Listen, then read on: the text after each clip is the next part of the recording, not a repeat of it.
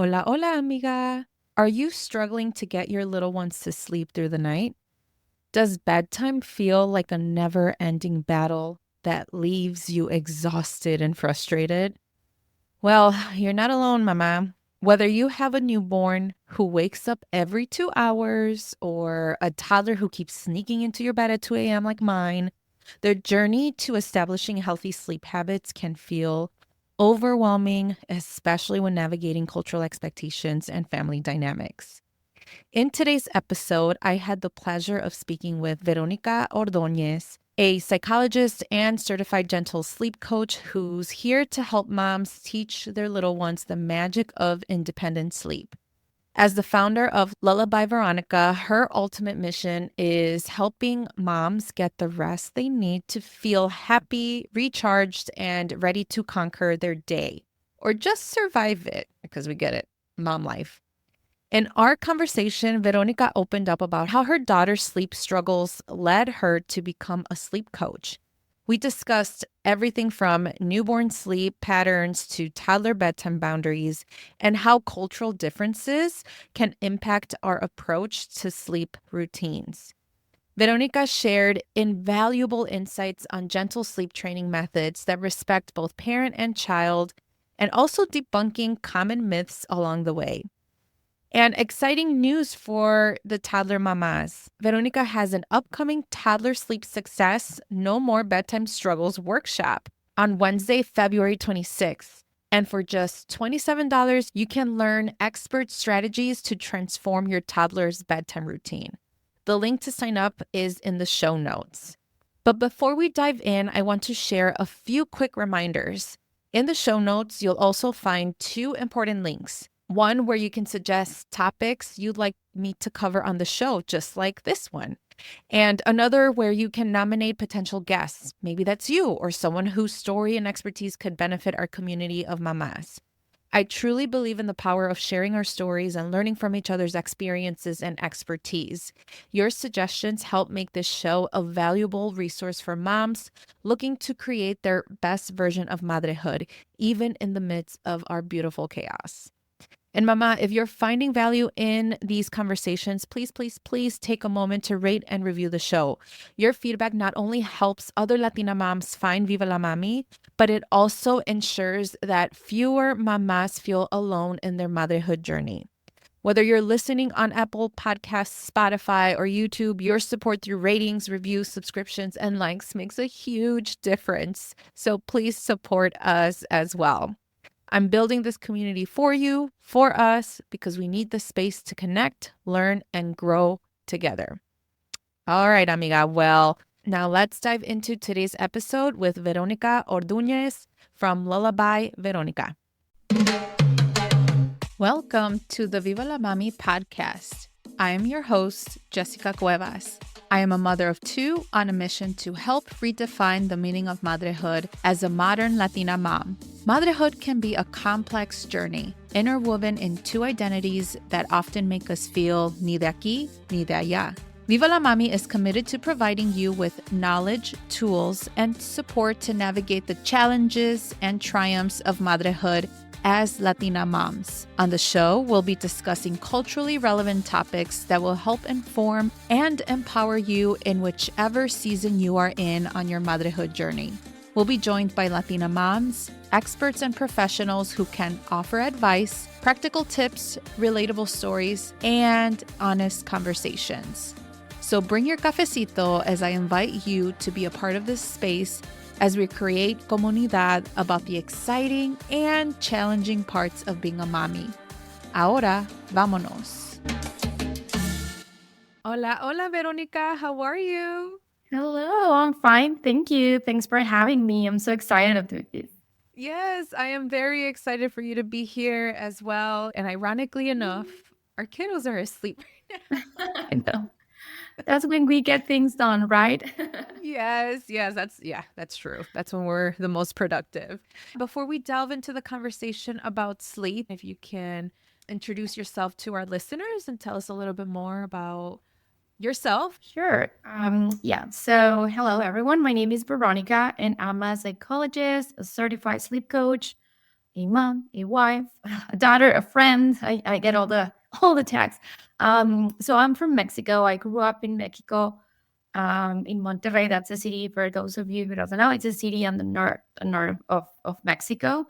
And I was born there. I lived there for 25 years and then moved to Mexico City where I met my husband. And because of his job, we moved here 7 years ago. So we we ended up moving here when we were both adults and our life was pretty um I don't want to say built, but it like we never dreamed of like living somewhere else. So that transition when you are an adult and coming to live it to the US has been really hard, but here we are, and it's been 7 years.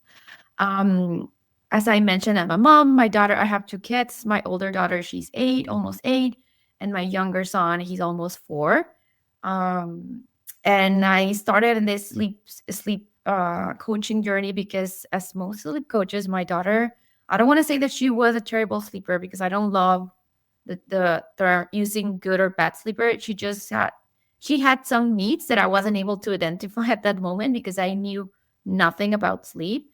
So, but I knew that something wasn't right. I was just laying next to her crib, her toddler bed for like an hour. And then at some point, I would just put an air mattress on the floor and just spend the night there.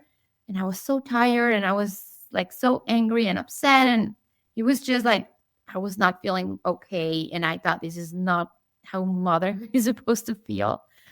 And I hired a sleep coach and everything changed. It was kind of like a miracle. How I felt after what my daughter was, how she was behaving after was incredible. And I decided that with my psychology background, that's what I wanted to do. I wanted to help more moms feel the same way. And I started this sleep coaching journey. I've been doing this for almost, I think, 5 years now. Um, I have my own business. It's called Lullaby Veronica, and I also work for a company called Maven, where I get clients can book consultations with me if they have this benefit through their company. I'm working with a lot of working moms too that are returning back to work, and I love it. I love my job. I love what I do. Um, and yeah, that's basically me. That's what I do. Yeah, thank you so much for sharing your expertise and I am so excited to talk about this because I know that there's many of us that share a similar sentiment in terms of you try to do everything that you can.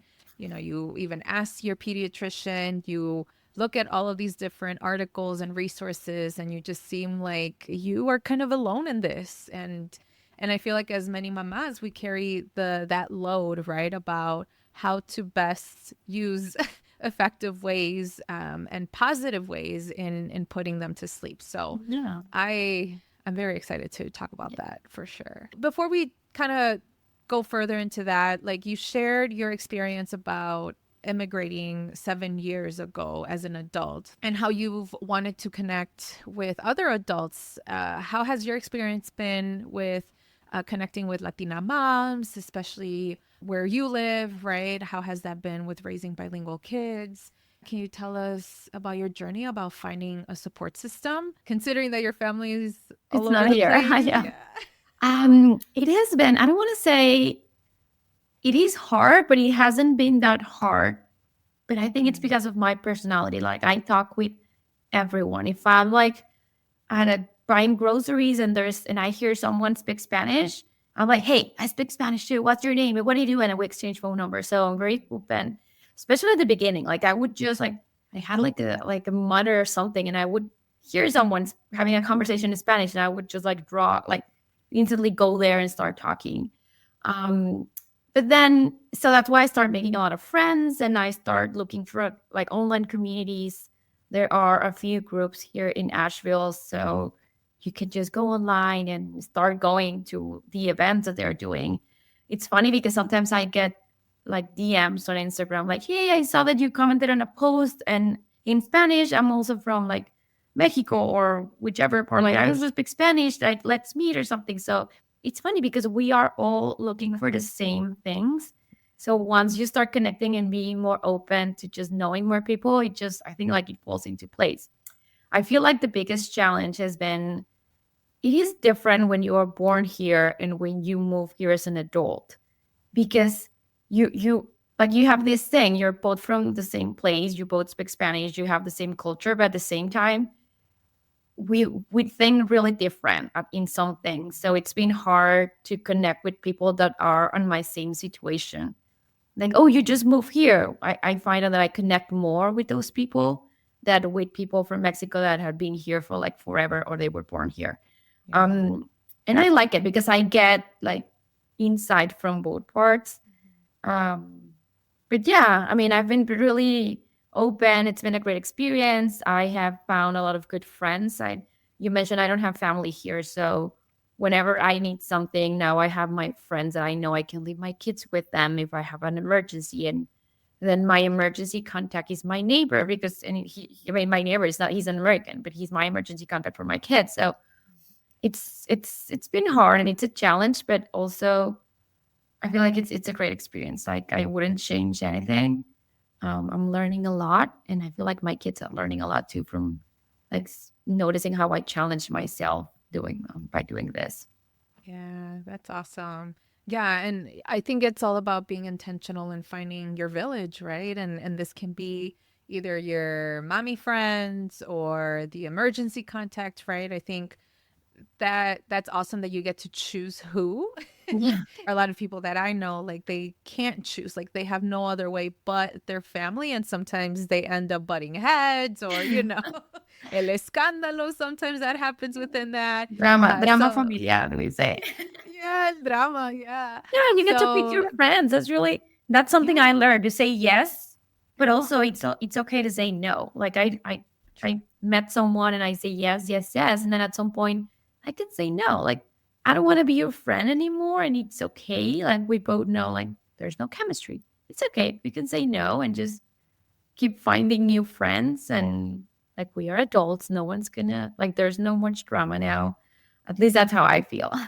that's so true. Yeah, no, that's awesome. Yeah, we're adults and can get to choose. Unfortunately. Yeah, I know that's true. Within that, yeah, it comes with a lot of responsibility and a lot to do. And in this kind of conversation about sleep, right? I think that that is often a lot of the, at least that was one of the big things that I worried about, because I was a night owl when I was a baby. Like my mom said que like ella usó todo tipo de remedio to try to put me to sleep, and I was basically on third shift. And so knowing that she struggled with putting me into a bed routine, I worried that my kids were going to end up the same way so that karma can hit me. They did it or not? And no, they didn't, thank God. But they're still, they still struggle. Like right now, I thought the little one was asleep, but my husband's It's still not. trying to put him to sleep. Yeah. But he's teething too, and so it's always like that, right? Like once when you think you nailed it, There's something always happened, something. and There's always there's like a transition, a tooth coming out, an yeah, ear infection, a cold. There's always something. always something. And so let's go all the way back to like the newborn stage, because I know that there's many new mamas who listen to the show. Can you share some tips on how, moms, parents can establish a healthy sleep foundation for a newborn? How does that look like? Okay, the most important thing that I would say, like, I want to start with saying that at the beginning, sleep, it's not the priority. Like the baby sleeping is not the priority. The priority is that you as a mom, you recover, you adapt to these new family dynamics. Sometimes as soon as we are out of the hospital, we are already like trying to figure out how many hours and how and when. And it's not the time. The first few weeks, it's all about, again, getting to know your baby, getting to know yourself as a mom, recovering from like the postpartum and delivery and whatever your situation was, and just get more sleep. It doesn't matter how. Most moms really struggle with like, I don't want to create bad habits, so I'm not gonna hold my baby to sleep, or I'm not gonna let my baby cry, or I am gonna let him cry. And again, during the first week, is just do whatever you feel like, whatever you feel comfortable with, and sleep will eventually come. At least during the first 4 weeks, when someone like wants to talk, I'm like, no, we're not going to talk. You're not going to do anything. Just focus on optimize your sleep and recover. After 4 weeks, there's definitely a few things that you can start doing. And I call this like building a healthy sleep foundation. And you go step to step. You're doing one or two things every month. And then you're building a healthy foundation. So when your baby's closer to 6 months old, when you actually can sleep train your baby or teach your baby how to sleep on his own, you have something very like a very foundation that's that you can start building independent sleep on top of that. And basically you can start like the first when as soon as your baby turns 1 month old, and if you feel ready, you can start with something as easy as putting your baby down on a sleep friendly environment. Just make sure it's dark and it's like quiet, that you have white noise, that everything's calm, and that's it. As long as you're just putting your baby down in a friendly environment around the same time every night, that's okay. That's the best that you can do. After that, you start regulating bedtime and wake up time. So let's say around 8 weeks, you can start like building a routine. Like, okay, every night at 9 p.m., I'm going to go upstairs. I'm going to do the last feeding of the day. I'm going to change diaper. I'm going to put pajamas. I'm going to turn the lights off and put my baby down or rock my baby or do whatever your routine is. And just be very consistent with that and with waking up your baby at the next day. So, okay, I'm going to put my baby down at 9 and wake him up every day at 8. And that's what you do. You repeat that. So you already have two things. You're putting your baby down in a sleep-friendly environment. Now you're putting your baby down at the same time and waking him up at the same time every day. So you're building kind of like a routine and a schedule. When babies are closer to 12 weeks, that's when their circadian rhythm kicks in. That's when they actually know when night and daytime is. And we start pushing bedtime earlier. That's when babies are more like go to bed between 7 and 8:30, which is the time that most babies from 12 weeks up to maybe 5-year-old kids, that's the bedtime that we usually recommend. And then their wake up time will also adjust to any time between 6 and 7:30. So now you have like a more consistent schedule. You won't see any consistency on naps during the first months because naps are all over the place. I always tell my patients, like, do not worry about naps. You have like a free pass. Short naps are okay. Long naps are okay. As long as your baby is getting an average of like 4 to 5 hours, depending on the age, you are on the right track. Just keep doing what you're doing.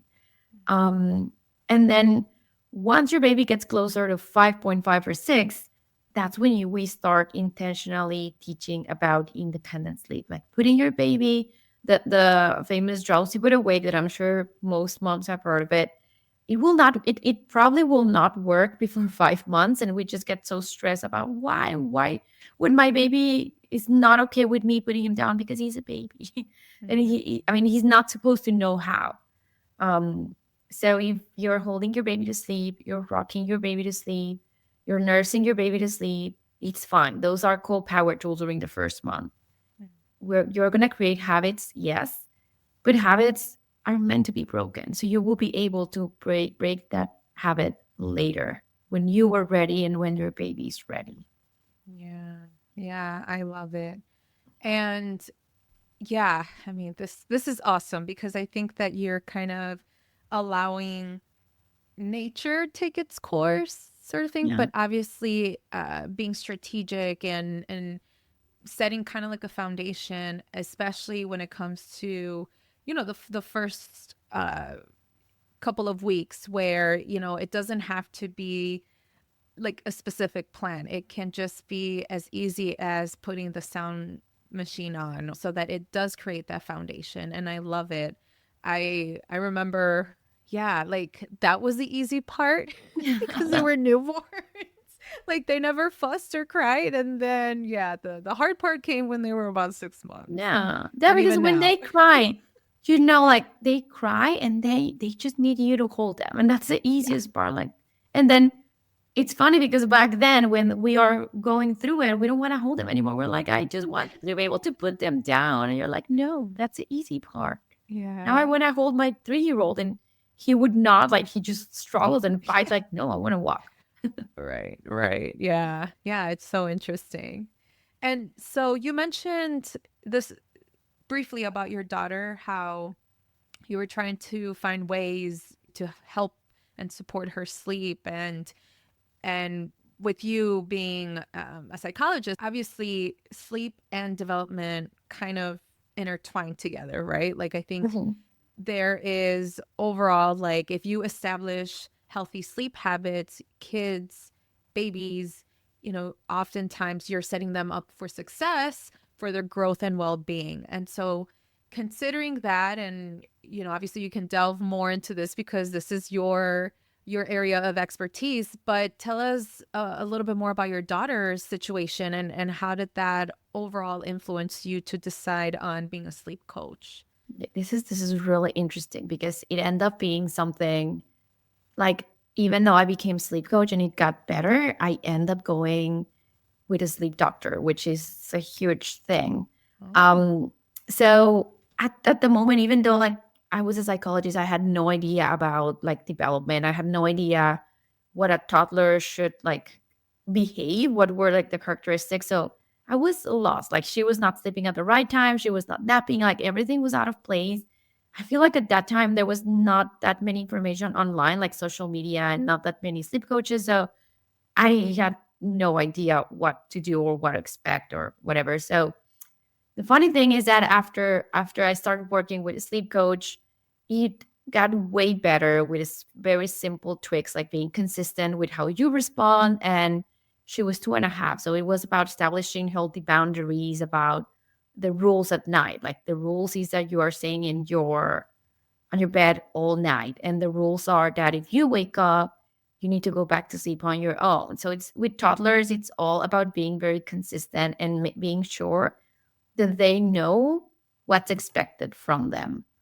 And as a parent, being very consistent. Like if you already said no, it's a non-negotiable, and you're going to sleep in your bed. And I always like to put an example as the car seat. So the car seat is a non-negotiable, and a lot of babies cry. And then since it's something that it's a boundary that you cannot break, they end up being in a car seat or booster for like 8 years. So the same thing happened with sleep. Like if it's non-negotiable that they should sleep in their crib or their bed, or like do not leave their room in the middle of the night, they're just gonna understand, but they're gonna fight it and fight it. So the thing is that it got way better. She was sleeping in her own room, but there was something like when she was 3 or 4, she would tell me like, "Mom, I'm tired." So she would wake up very early. She's always been an early riser, and she would say like, "Mom, I'm tired," and I would like she had like dark eyes, so I talked to my pediatrician. I'm like, I'm a sleep coach. I'm doing everything right. Like she has the right schedule, the right rules, the right healthy sleep habits, and something's not okay. And it took me like a year to get the recommendation from my pediatrician to go and see a sleep doctor, because I knew that there are sleep disorders that toddlers or even babies can have. So we end up doing a sleep study, which is like you are all connected so they can sense your sleep waves and the way your body moves. Uh, and she was having trouble with her breathing. Like she was everything here. Like it's not a sleep apnea, but everything's so small here that she's having trouble breathing. So in the middle of the night, that was waking her up very often, and she was not getting a deep sleep. She was not going through all the sleep like phases. Anyway, it was something as simple as just using a nasal spray, and it changed a lot. Like she was not tired anymore. She was more functional. And the thing is that you have to go through all these phases of working on healthy sleep habits. And if you are doing all the things and you still have a sense like when you are the mom, you know when something's off. If you know that something's off, then push to like until you find the solution. And as for now, she's been using the spray. And I mean, we're still working on healthy sleep. She knows that no TV before bed, and we get the room ready. And she has a schedule. I mean, she's 8 now. She goes to bed like at 8. Um, but still, like we are very consistent with a few things so that it still works. And most of the advice, the funny thing is, that applies to adults too. Like having a routine, a schedule, it's for everyone. And if you start teaching your kids the importance at that age, they're just gonna or grow up knowing what's healthy and how a healthy routine looks like. Yeah, I'm glad that you said that because at least for me, I didn't really have a specific routine necessarily. I think, well, I guess yes. I mean, we kind of had a routine, but we slept pretty late. And I remember we would just like be at my grandma's house and we would have dinner all the way until like 8 p.m., 9 p.m. And then we would go to bed at like 10 p.m., right? And then here comes the next day where we had to wake up super early and I see that a lot in Latino Yes. households. Yeah. I still have a lot of aunts, tias, like who are still not, even though they have their phone at their disposal. Like, I'm like, mujeres, you have little ones. Like, these kids need to go to sleep. And then I also feel like no one has ever said this. No one has confronted me or my husband about, oh, y'all are too strict or whatever. But, we still want to maintain a, a healthy sleep schedule and routine, even on weekends. Sometimes we're a little loose, right? But I would say Mhm. definitely no later than 10 p.m. because then it comes back to us. Exactly. The And next day. the next day, yeah. And I don't know if you've worked with clients, right, who are, first, second gen, who are trying to break from the things that we grew up seeing with our families and not having that schedule and routine, right? Like, what would you say to a mom who's struggling with that, who really wants to establish a healthy sleep routine and foundation overall, but perhaps they feel like they're going to be criticized because yeah, like they're putting their kids first versus like la quinceañera that's happening next weekend? I always that's a really good um question because yes, I work with American families and then I work with Latino families and with families that are like in India and Spain. It's really interesting to see the cultural differences. So yeah, in Mexico we put babies and it's kind of changing, but we're used to like my mom says the same thing, like why like I feel like she doesn't even like knows exactly why I'm a sleep coach. Like, I don't know why you do what you do. I don't know why you get money by that because I didn't need that and you're fine, right? Um, Ya estás bien, estás yeah, bien. I like love you're fine. You're really good. So one of the first questions that I always ask my patients is, "What's your goal? Like, what do you want to achieve?" And then we go from there. And I have worked with families that, you know what, I want to be able to put my baby down from Monday to Friday, like on a schedule, but I want to be able to just like be able to break that schedule or have a late schedule during the weekends because that's when I have like I go out and I have family time or like whatever, and we work around that. So I always tell them like it is possible. It's always hard when the holidays are around, like posadas and all that. So you can either engage in a conversation on trying to convince them, which I don't recommend. I always tell them that you know what, thanks for that, but it's working for us. It works from Monday to Friday, and it works for like the other 360 days of the year that we are alone. So thanks for the recommendation, but I think we're gonna think about that and probably I'll discuss that with my husband and thank you. Right? Just be very gentle and say thank you. And then the rest of the days or the rest of the year or the rest of the week, you're just gonna do what works for you. And then one night, 2 nights of being very flexible, it's fine. When you have a very healthy sleep foundation, it's easier to go out of the schedule instead of the other way around. Sometimes we think that if we put them on a schedule, then it's going to be so hard for them to have a late night on a Saturday. But it's the other way around. Like they are so good during the week. Then if they have a late night, you know what to do the next day. You know, like he's short on sleep. I'm just going to do an extra nap. And I know that he likes to sleep this way. So you just go back. And even when you go on vacation, like you just embrace it. And he's like, okay, it's going to be a mess during vacation. He's going to go to bed late and he's going to be very like wake up very early in the morning and it's fine. He's just going to nap and when we're back home, we're just going to be back into routine and it's going to work out. Like you need to have this very flexible um, mentality in order like to survive, because that's the way things are. Even me, like I don't have my family here. Every Saturday, my kids sleep at like 11 or maybe midnight. And I know the next day is crazy. And I like the next day, I'm like, oh, why? Why did I do this? But then it was worth it. The next day, they are super fussy and I'm fussy and we're screaming at each other. And then on Monday, we're all happy and back to our happy selves. Yeah. So, Willing to take that sacrifice for one day. yeah. Yeah, no, yeah, that makes sense. I love that you mentioned how every family is going to be different. It's going to work for them in a different way. Because, yeah, I totally agree. I think to what point, though, do you think that families should create a better routine? Is it usually when kids are really fussy, or, when it does affect them, like let's say in school, or to what point should a parent really set like a routine when it comes to their sleep? Usually when I see that something's not working in the middle of the night. So if you don't have a routine, but your baby like it's sleeping through the night, he's not waking up, he's happy, he's not always tired, he's not super fuzzy, he's crying, pediatricians said he's like growing fine, then it's fine. Like I have this rule: if it's not broken, do not try to fix it, because sometimes it works. I have met families that they say like, yeah, my kids go to bed at 10 and they wake up at 7 and they're fine. And I'm like, oh my God, how do they do it? But they are functional.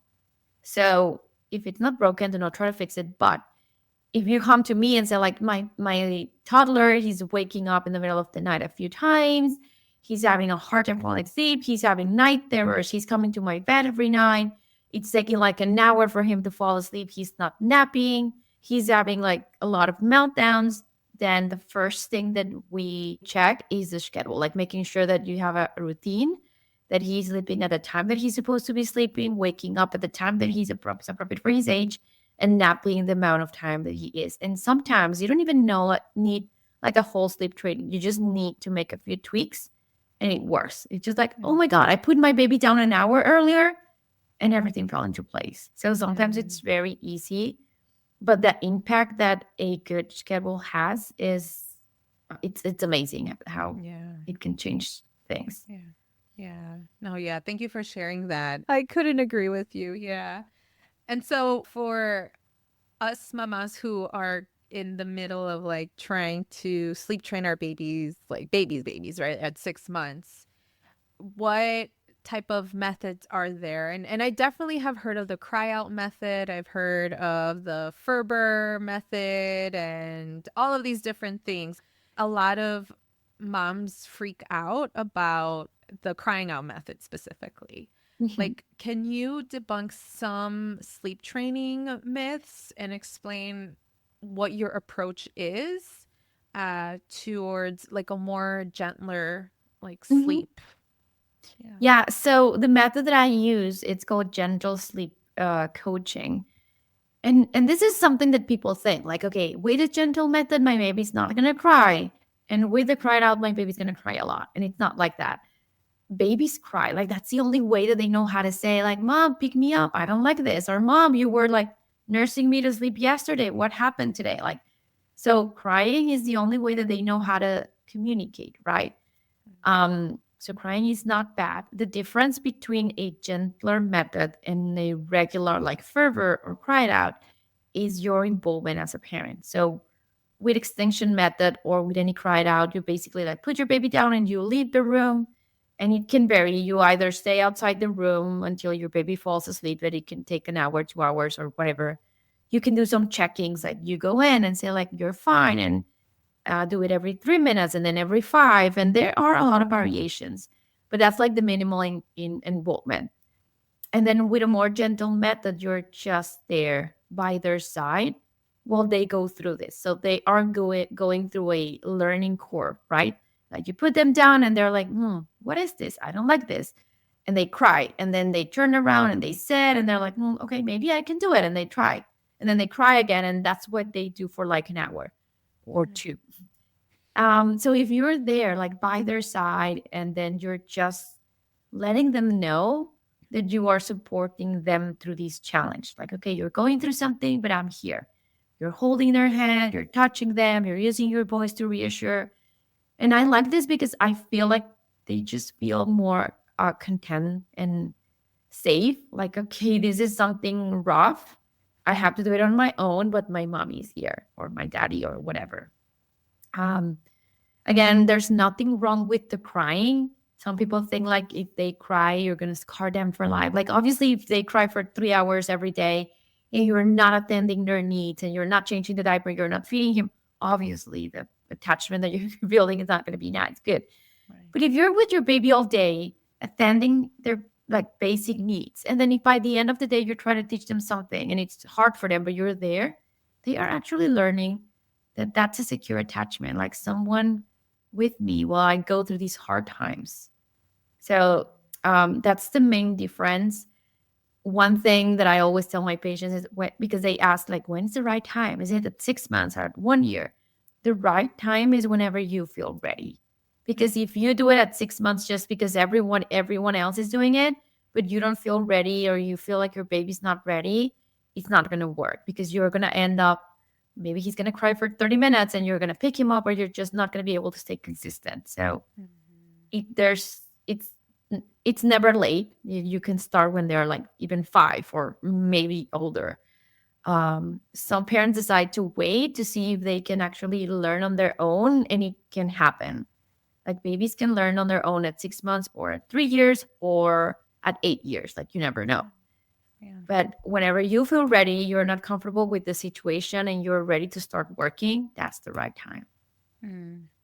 Yeah. Yeah, I appreciate you sharing that because it's all going to depend on the family dynamic, the situation that families are in.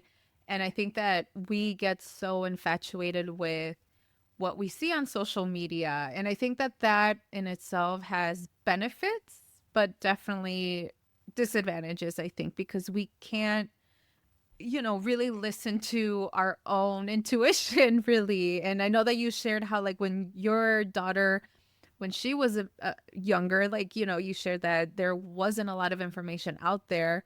And for me, I'm like, oh, I think like there's so much information overload that you really don't know what direction to go to, when it comes to sleep.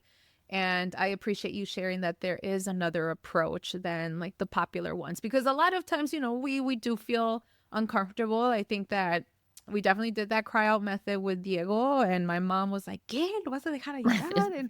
And we're like, well, this is the one thing that I know. I don't know. And we kind of tried it and we're like, yeah, we're not a fan of this. And then we just decided to do, I have no idea, our random approach. Something online, something. So something, yeah. And then with Mateo, I mean, this kid, I don't know, we're still struggling just a little bit, and I'm like, dang, I wonder if it's because we didn't really set like an actual sleep training on him, but I feel like we're still in survival mode with him. Well, he's so Yeah. young. Yeah. He's not 2 yet, right? He's at 20 No. months. Yeah, he's 20 months, and so he's, yeah, and I think he's right now, he definitely sleeps through the night, which is great. He self-weaned too, like a couple months ago, which I'm still like sad, but I'm like, no, this is great because he just doesn't wake up in the middle of the night. Now with Diego, who just turned 4, for some reason, for the past 2 months, he has been waking up in the middle of the night, and I don't know, he's dropped his nap. He doesn't want to nap in the afternoons, and he's very reluctant on that, even though I know that he's tired. I know he's sleepy. And so we've definitely have put him a little bit earlier to bed, so sleep time starts at 7, and by 7:30 he's usually asleep. Oh, yeah. But he still keeps waking up in the middle of the night. So I'm just like, what's going on? And so I know that oftentimes toddlers have, like what you shared, those like night terrors. They go through these sleep regressions. So like, what are some of those common challenges faced by toddlers, and how can we navigate these challenging times? Because they're also like in school, right? And they have a specific schedule to wake up in the Not to morning. follow. And yeah. So what are some approaches here for For toddlers? toddlers. So first things first, like I want everyone to understand that toddlers or kids are allowed to have bad nights too. Like, sometimes you are in a role like, this week it was rough. I'm waking up a lot and you don't know why. So sometimes it's something you eat, something you watch on TV, like maybe you have anxiety because something's happening. Like they go through the same things. Like maybe something changed at school, like even like a new student or something changed, and it gives them like anxiety, and they might like wake up a little bit more. So understanding that that's normal too, that they can have bad nights. That's just one thing, because sometimes it's just 2 nights and we're like, no, everything's out of place and this is so hard. And it's been 2 nights. So just give it a break. Obviously, if it's been like more than 2 weeks, then okay, let's go back and see what's happening. Um, with toddlers, the main struggles or the main challenges is that they love to push boundaries. So they will always wake up in the middle of the night, right? But when they are toddlers, they're like, what if I go to my parents' room? What if I ask them that I want to stay? Like it's all about pushing your buttons and like just testing all those limits and boundaries to see how consistent you are and to see if they can just like they defy authority. So it's all about the limits. So it's very hard for us because we need to stay very consistent with the things that we established in the beginning. They can have, so that's one thing. They can have night terrors and nightmares. Those usually start between around 2, and I mean they nightmares stay for a long time. The most important thing about nightmares is just to understand that it is that they are actually scared of something, even if we know that it's not true. Like, no, a shark is not under your bed. We know for a fact that it's not there. Like the fear that like they're feeling, it's real.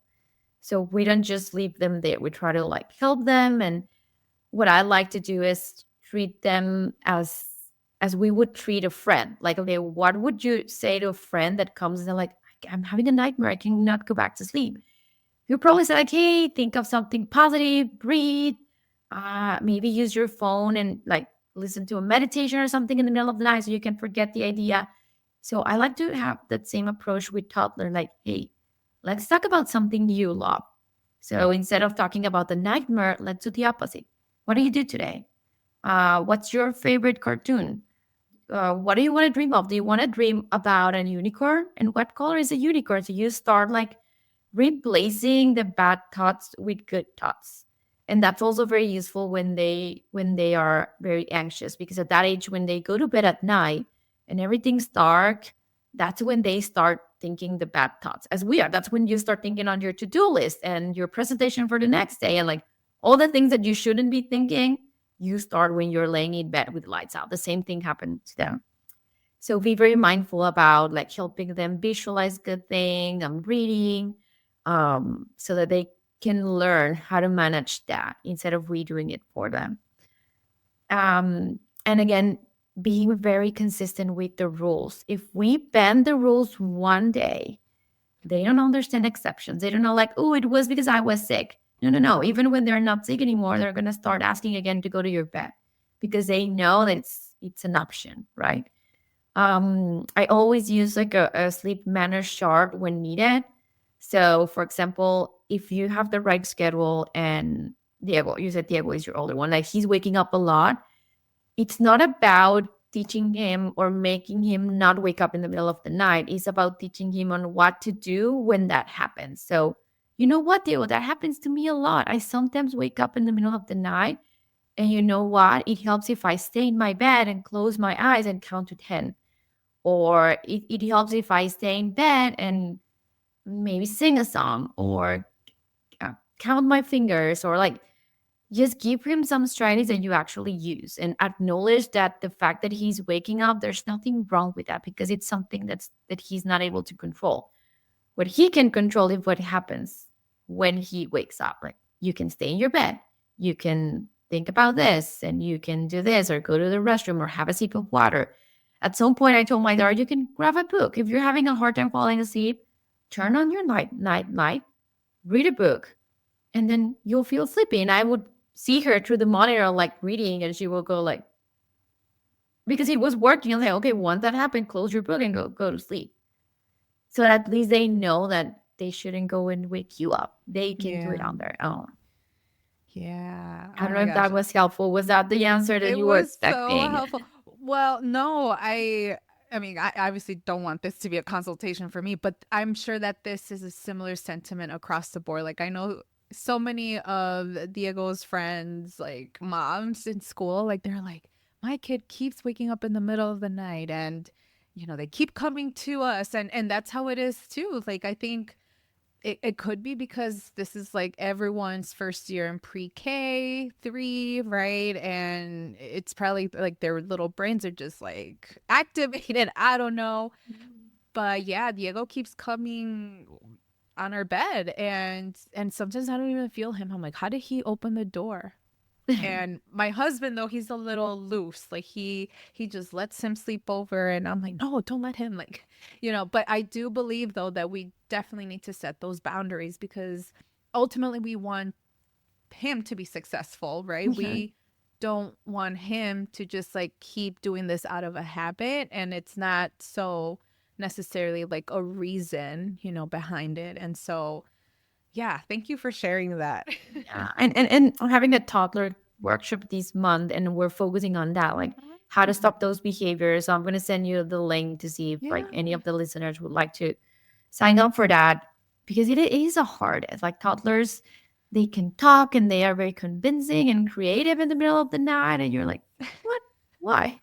So, and again, once we let them do it, and there's nothing wrong. Like I have Right, worked with right. families that they just like, yeah, my toddler comes to my bed every night and I'm okay with it. But then sometimes we're not. Like I was not okay with that. And I actually end up putting a baby gate on my daughter's door when she was like 3, almost 4. Mhm. And it was not because she was not able, like she was able to unlock the door. But I told her like that's just a reminder for you to remember that you cannot leave your room. And she was like, oh, okay. And it worked. Like she would wake up and she would see the gate and like, okay, I need to stay here. She was really motivated. Like I can do this because she was getting a sticker and lots of praise on the night that she would actually stay in her room. And she was still waking up, but at least she was staying in her room. And then when they Right. wake up and they know that there's nothing out there for them, they just go back to sleep. Right. Right. Yeah. Okay. Wow. Well, yes, definitely share that link. I might possibly join too because Definitely. I feel like yeah, this is a habit. And then he's so funny. He keeps like he walks into our bed and then he's like, "Tengo sed. Quiero mi agua." And I'm like, "Well, I don't know, like you get it, like. And then he grabs it from his room because he has to sleep with his water bottle next to him. And then he puts it on my nightstand, Oh, and I'm like, you could do this in your room, but whatever. And I love it. yeah, it is. It But is. And that's it, what I say. Like sometimes they do learn on their own. Sometimes I'll tell them like mhm. you're allowed to not do like don't do anything and just wait it out. And it might be like by 2.5, your baby is sleeping on his own in his own toddler bed and nothing's wrong. But you can also end up with a 10-year-old not being able to, like, they don't know what to do when they wake up because we all wake up in the middle of the night. I wake up in the middle of the night and I know exactly what to do. Like, I know how to switch position, how to, like, Mhm. use my pillow this way. And if I'm having a hard time, I actually, like, grab a book and like, I know what to do. So that's why I want to set my kids for success. Like when this happens, because it's gonna happen, this is what you're gonna do. This is what works Mm. for me. Let's find out what works for you.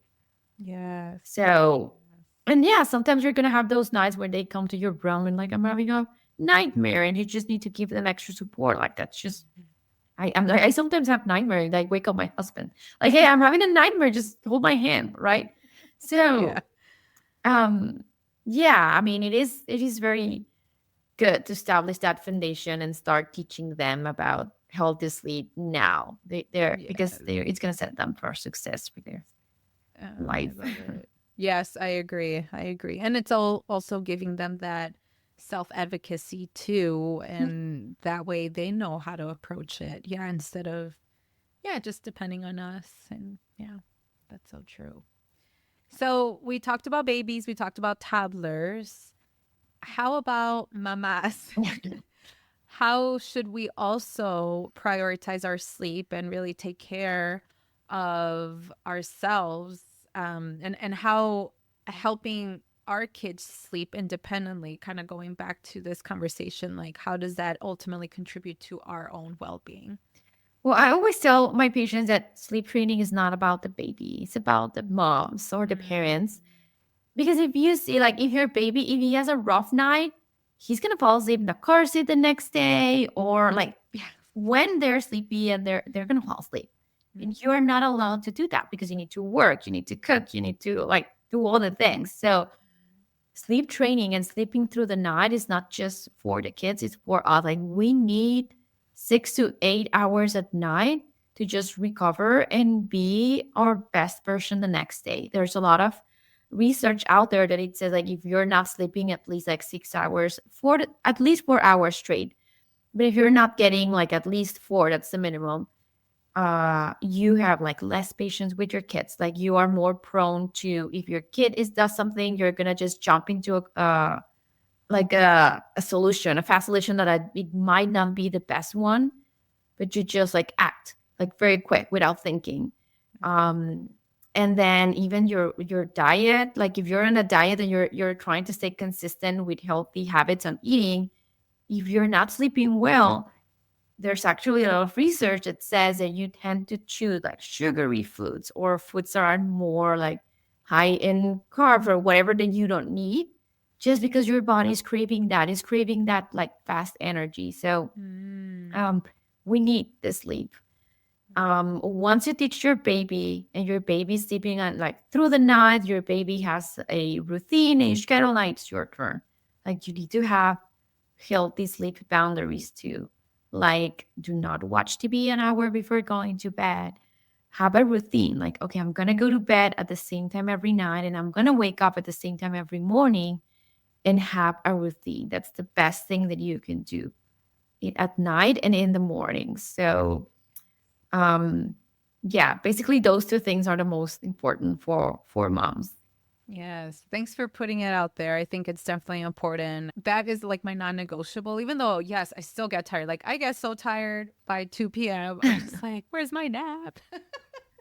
But yeah, I really am an advocate for that. Like, I need to have at least 6 hours. Otherwise, I'm not going to function. And this is a reminder for all the moms out there that we need to definitely prioritize our sleep, because otherwise we get like dysregulated, we get upset. And that's interesting that you mentioned about the foods too, how our body Yeah. craves for the not so good foods because, yeah, perhaps we're missing out on the time that we should be sleeping. And I Yeah. feel like your kids deserve your best version. And your best Yeah. version will be when you're well rested, when you actually can play with them during the day. Sometimes like, well, I want them close to me at night.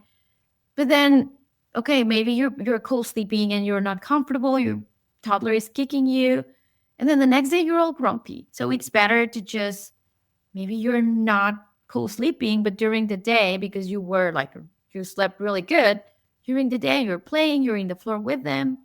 And with toddlers, I tell parents that let them know. Like when you have a good night, like maybe they slept through the night and they didn't woke you up, say things like, "Oh my God, I feel so good because last night I didn't woke up at all.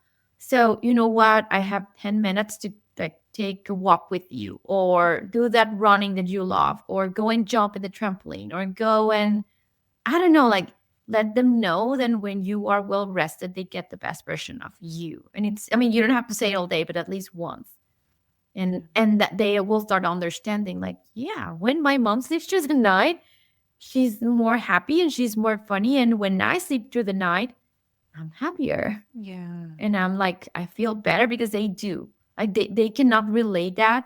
But after four, they can start like kind of figuring that out. So you can start letting them know. Mm, love it. That's a great tip. Yeah. Thanks for that. Yeah. And so, what are ways that people can work with you when it comes to sleep training? Tell us a little bit more about your offers. Yeah, Yeah. I work with families with babies 0 months, even when they are pregnant. Like I do a workshop where I teach them what to expect during the first weeks. But basically, 0 months to 4 or sometimes 5-year-olds. That depends on the situation. And I do one-on-one consultations. I do mini consultations and like full 1 hour consultations. I love the mini consultations because I know like our busy lives. Sometimes you just, hey, I just have a few questions because like sometimes you spend more like time and money like online, like buying these courses and then looking at these reels and researching this account and the other. So if we sit for 30 minutes, sometimes that's more useful. And we just like schedule or dropping a nap or a transitioning out of the parent's bed or transitioning to their own room, like all those little things that you just have a few questions. That's what we do on mini consultations. I also do sleep coaching, which is we work together for 1 month and we go from whatever sleep crutches you have, like nursing your baby to sleep and your baby sleeping in your room to, well, it depends on the goal, but basically I want my baby to sleep through the night in his own crib. So we go there. It looks different to every family. I consider like your baby's temperament, family dynamics, and like a lot of things that I take into account to create a sleep plan. And I do have online workshops and webinars once a month for newborns. And this month I'm working on toddlers, and it's going to be on February 26th. So I have a lot going on. There's always either online. Also, if you are in the Nashville area, I have a few pop-up sessions like in person when you bring your babies and we sit on the floor and we just talk about sleep. So yeah, any way that you want to, like I just have 30 minutes, let's do it. I have the whole month, let's do it. I'll definitely share all of the links in the description as well as on the website for this particular episode. And that way people can you connect with you, because I think this is very important, especially within our community. I hardly see or hear Latina sleep coaches. And so I think that you're doing an amazing job for, all moms, right? Obviously, you're not very intended for Latina moms, but at least for those Latina moms that are looking for someone that is culturally understanding or even bilingual, I think there's a lot of benefits to that, and how we can kind of, just debunk some of the myths that are within a lot of the sleep practices that we tend to not really believe in, whether if it's that crying out method, but also like creating a schedule and a solid foundation for our kids. I think that is very important. And one more question for you, which I often ask at the end of my interview: how are you redefining motherhood? I think by putting moms first and letting moms know that it's not a sacrifice. It shouldn't be a sacrifice being a mom. Like just because I'm a mom, I should sacrifice my sleep, or just because I'm a mom, I should sacrifice this. So I want moms to know that it shouldn't be like that. You can go first, and it's okay to put yourself first or your health first. Oh, I love it. Yes. Well, thank you, Veronica, again so much for being here. I think that there's a lot of information that I even learned about, and I'll definitely sign up for your webinar. Yeah. Yes. It will be helpful for both your kids. So for dear one, yes. for both of them. Yes, absolutely. Yes. Well, thank you so much for being here. I appreciate it. Thank you. Thank you so, so much. Mujer, thank you so much for taking the time out of your busy schedule to listen to the Viva la Mami podcast. If you enjoyed today's episode, will you do me a favor and follow the podcast and leave a rating and review? Hitting that follow button and reviewing my show will allow other mommies like you find this podcast. Your review will also tell me if you enjoy the show, so I would truly appreciate your thoughts. Don't forget, please share this podcast con tus amigas. Also, make sure to follow me at Viva la Mami on Instagram or visit vivalamami.com. Please note the information shared in this podcast is for educational purposes only and should not be taken as professional advice. Okay, mujer, thank you for joining y nos vemos in the next episode.